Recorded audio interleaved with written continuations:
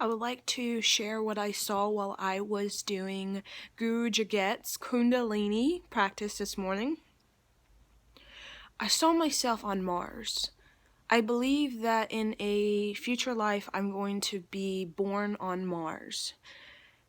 And what I saw is very hard to describe with words because it is basically a picture or a movie, but everything is basically undescribable unless you have this gigantic vocabulary. But the message I received was very clear. Many individuals are going to be traveling to Mars. Not, tens of thousands or anything like that. There's going to be individuals leaving Earth, individuals that could be very beneficial for Earth if they stayed. Okay, they have a gift or something about these individuals, like they're doctors, they're very influential individuals, very humble, influential individuals, and they're deciding to leave Earth because it's almost like they're giving up, because it's extremely overpopulated, because my spirit guide showed me India. Okay, I was like in space, and they showed me India, and they showed the massive overpopulation of India, and then they showed me that government people, are beginning to give up on Earth.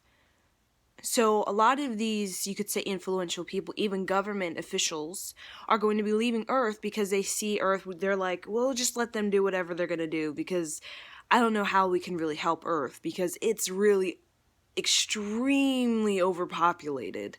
How can we get all these people together on the same page?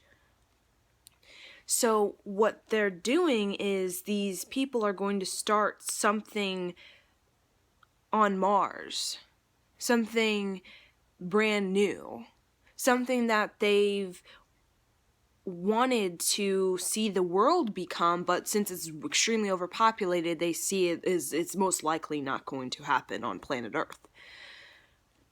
And on Mars, it was interesting because we all had the same quarters, and there was like a door. It was like one of those slidey doors. You can imagine, like, this is very futuristic. It was a slidey door, like you pressed a button and it like swung open, and you pressed a button on the outside and it like swung closed.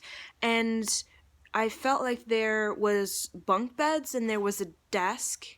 And the bunk beds, they were made not out of wood. Nothing was made out of wood. It was made out of a futuristic material. It looked like kind of like silver, like a dark silver, like when you imagine the Tin Man, like that sort of color, except it was very shiny and it was very hard, but at the same time it kind of was like flexible, so it didn't feel like you were sleeping on like cement or sleeping on like titanium, something rock hard. It like had flexibility to it, which was very interesting. And the whole structure itself had flexibility, and the top, it wasn't like a dome, it had like a little arch upway, but it wasn't like this huge dome sort of structure. And the top, it almost felt like the top was a tent. It was kind of like a tent, but not something that was like huge, like all this space. Like you see houses and they have this huge, it almost like this huge ceiling and there's just all this space. It wasn't like that at all. It was just like a little bit of space, like arched, little round at the top. Wasn't flat. Wasn't a flat roof. It was round, and it was like it was white material, and it looked flexible. That's why I say it kind of looked like a tent. When you look at it, see a tent and the top, it looks like it kind of moves with the wind a little bit. So everything was really flexible.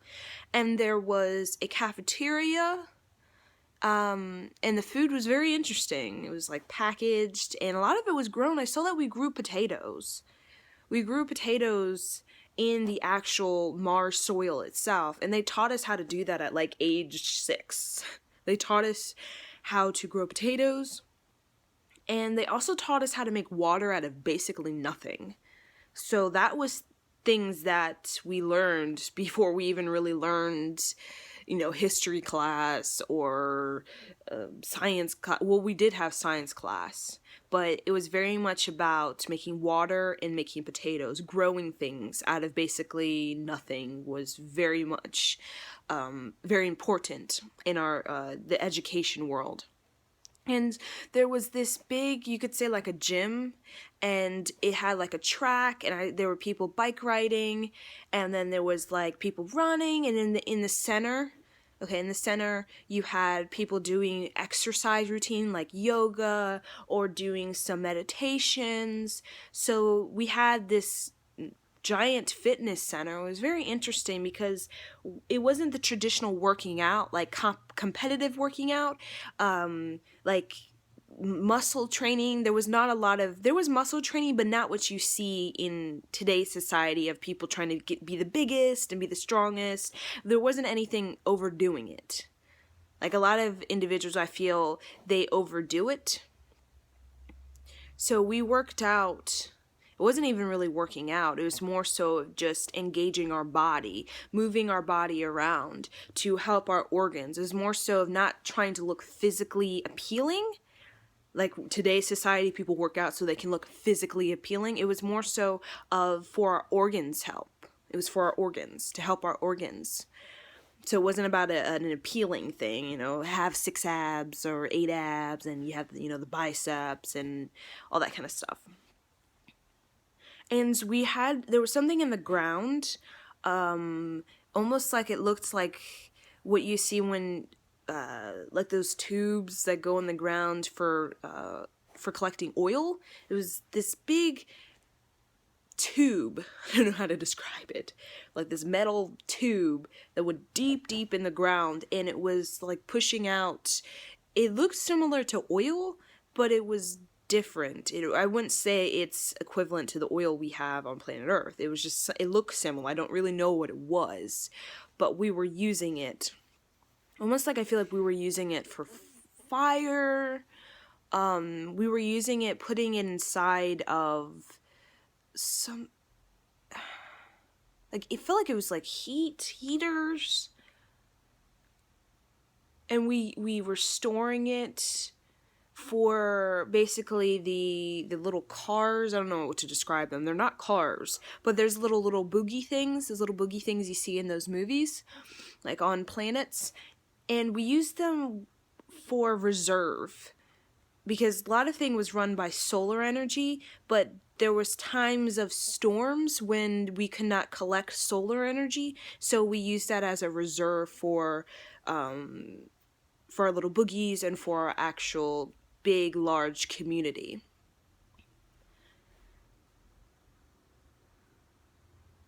And we ate very much on a scheduled eating, and what we ate was very different from what people eat today. It was completely, everything was organic, completely everything, obviously. And it was very small meals. We had very small meals.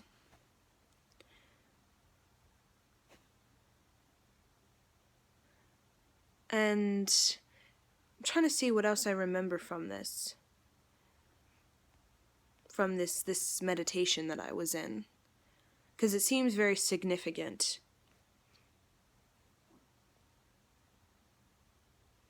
Yes, I felt that the important message is that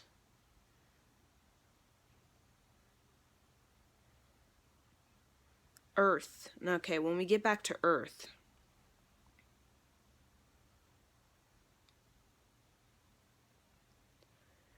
there is not enough resources for the demand of all the people. And it's not showing up right now, but in the next 70 years, it's going to begin to show up. They also showed me, my spirit guides, is that in America, not now, or maybe not even 10 or 20 years from now, there may be a limit on how many children each family can have. A limit to only 2 children, because of the fact they showed me that many people are having children to satisfy their own need, meaning their inner child, okay, has this lacking of family, so they fulfill that that void of not feeling a sense of family by having a bunch of children. But the problem is these children that are, these people that are having insane amount of children, they're not helping them to have a gift or talent that can be beneficial for the community.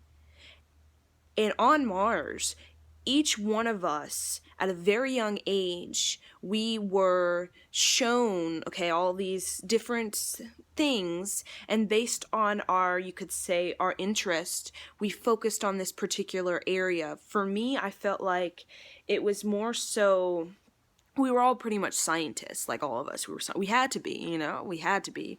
But my interest was collecting, you could say, water from these little ice pockets. There was like ice pockets. It almost, I don't really know how to describe it, and was making water out that. That was my interest in studying that. Even there was like organisms in the water and like studying that.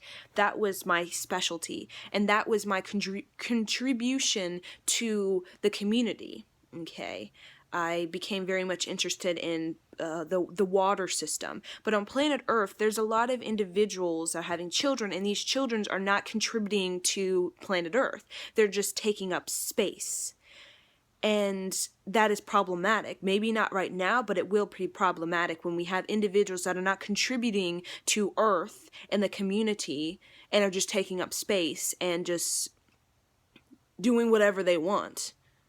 Kind of like this selfish thing, just doing whatever they want and not contributing. That's going to become a big problem, because there's so many people that are not really contributing to the community as a whole, but their own, you could say, their own ego or their own selfish desire.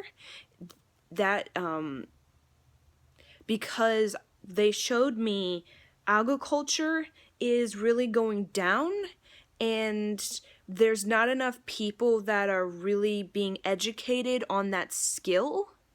And in the years, in the decades to come, I almost felt like farmers are gonna become such of a high demand. And almost I felt like they're going to be making like more money than like pop stars or something like that, because there's going to be such a high demand for these agriculture families, because this skill is like, people are like losing that green thumb. It used to be a natural thing, like a natural intuitive instinct, but people are losing that natural green thumb, that natural intuitive instinct that many people had that weren't even born in agriculture families. They just had it.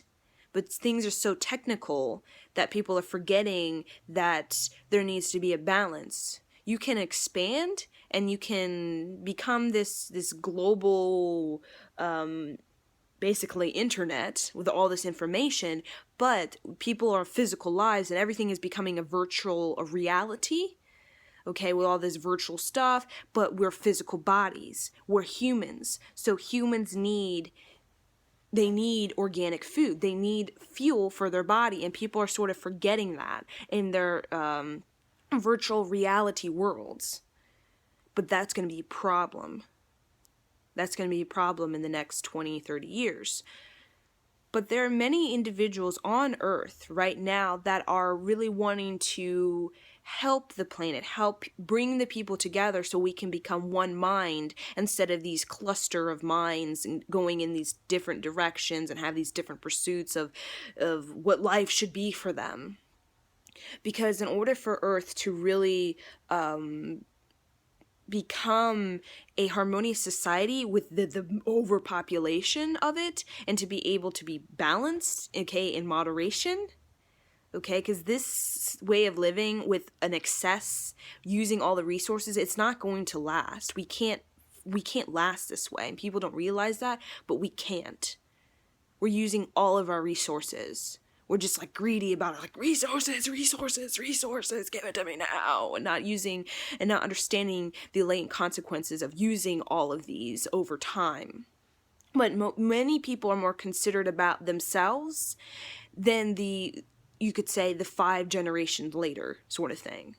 It's like, we only get one loop around this planet, so we gotta live it to the fullest, fuck everything, I'm gonna just do what I want to do and use all the resources that I can in this life. But there's going to be a rude awakening for people on planet Earth. Not really, you could say, the baby boomer people.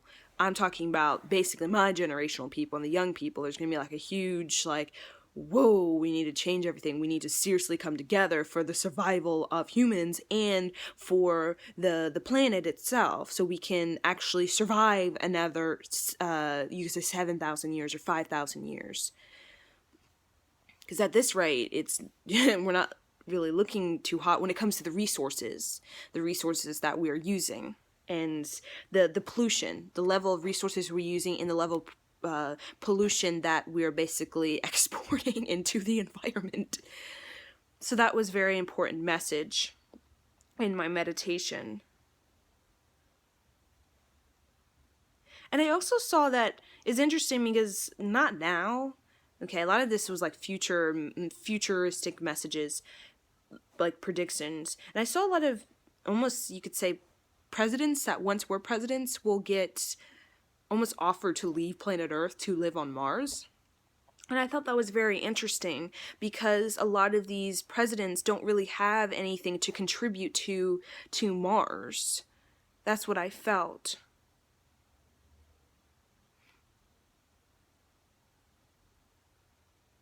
But overall, the message was that Mars is almost going to be like a new beginning for the human race, but it's important that people do not forget about Earth and just like leave it to its demise, okay?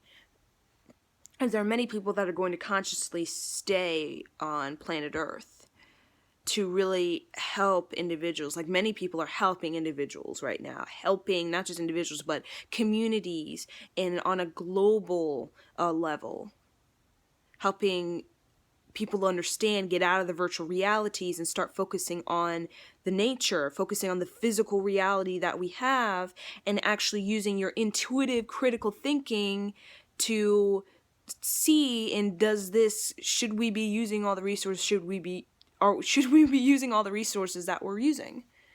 There's not a lot of critical thinking. There's just people going to school, getting jobs, and then just living out their days, having family, and not really thinking about what is going on in the world, the overpopulation of it, the food supply, the water supply, not really thinking about that, because again, it's all about me, my world, my family, that kind of thing. But that's not going to fly much longer. So I just wanted to share those messages with you guys, and I hope you found this video beneficial. And then one more, you could say, characteristic about the Mars community that I saw is that at night it was completely pitch black. Very, very pitch black. And I also saw futuristic Earth, and it was very interesting because people are going to be coming together. Okay, they're going to kind of be forced together because they're going to be forced literally to get out of the ego and get out of this virtual reality stuff and face the truth of what's really going on. And I saw cities. I saw almost like futuristic cities. This buildings look very shiny. It looked shiny, and the material was the same material that was used on Mars, except it was slightly different. The material on Mars, it had an infusion of other elements that were found on other planets that seemed suitable for planet Mars, but there was an element that was infused in, you could say, the metal, or some form of metal that was used for skyscrapers. That was very shiny, and looked flexible, and some of the buildings almost spiraled. I don't know how you get metal to like spiral or something like that. Very, very like twisting. It almost like it had a curvature, like a wave. It looks like a wave structure. And I saw these, you could say, these little boogies, hovercraft boogie things. Very interesting. And this is like way, way, way in the future. When Mars, I feel, is terraformed, meaning there is, I don't know how they're gonna do it, but it almost feel like there was green growing on Mars, like green growing. And I always see this waterfall on Mars. I always see the same waterfall. It's very interesting. But yeah, this is what I saw when I was meditating today. So, okay, bye.